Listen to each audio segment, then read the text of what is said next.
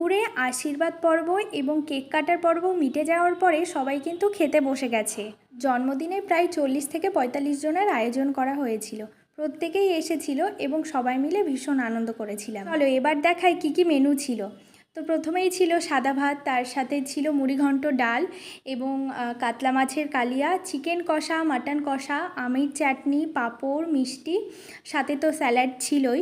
তো সমস্ত আয়োজন কিন্তু রান্নাবান্না করেছে মামনি, আর প্রত্যেকটা রান্নাই কিন্তু খুব টেস্টি হয়েছিল। বিশেষ করে মুড়িঘণ্ট ডালটা বেশি টেস্ট হয়েছিল, সবাই সেটাই বলেছিল। তো এই সব আয়োজন ছিল। আর তোমাদেরকে দেখায় মাটনটা কত সুন্দর কালার এসছে মাটনের, আর খেতেও কিন্তু খুব টেস্টি হয়েছিল। দুপুরে খাওয়া দাওয়া করার পরে সবাই মিলে তো গল্পগুজব করেছি। আর এটা দেখতে পাচ্ছ, এটা ছিল সন্ধ্যাবেলাতে। সবাই বসে পড়েছি এক ঘরের মধ্যে। আর বসেছি এই কারণেই যে ও কি কি গিফট পেয়েছে সেগুলো সবাই মিলে একসাথে দেখব বলে।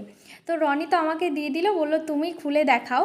আর প্রচুর শীতের জিনিস পেয়েছে, তো অনেক গিফট পেয়েছে, সেগুলোই আমরা সবাই মিলে দেখছিলাম, গল্প করছিলাম, হাসাহাসি করছিলাম। আমার শ্বশুরবাড়িতে অনুষ্ঠান লেগেই থাকে, বলা যেতে পারে 12 মাসে 13 পার্বণের মতন। তো প্রত্যেকটা অনুষ্ঠানে সবাই আসে এবং প্রত্যেকে খুব আনন্দ করে। আর এই যে বসে আছি, কি কি গিফট পেয়েছে সেগুলো তো দেখলাম। এরপরে চলছে জমিয়ে গল্প। কি টপিক নিয়ে হচ্ছে সেটা এক্স্যাক্টলি আমার মনে নেই, তবে কোনো একটা টপিকের ওপর ভিত্তি করে গল্প চলছে। আর এই ভিডিওটা করে দিয়েছে আমার শ্বশুরমশাই। বাবাকে বললাম, বাবা একটা ভিডিও করে দাও, সবাই যখন জমিয়ে গল্প করছি তো বেশ ভালো লাগবে দেখতে।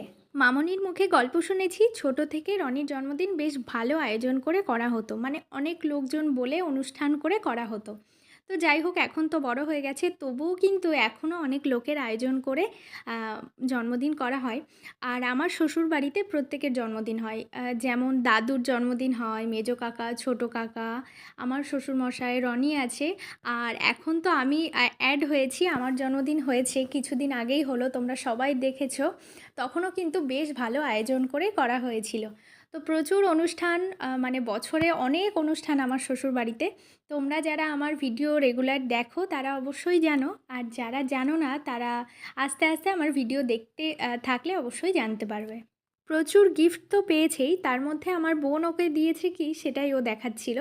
বোন দিয়েছে ওকে একটা ফেস ওয়াশ, ও যেটা ইউজ করে, তার সাথে একটা বডি অয়েল আর ছিল শ্যাম্পু।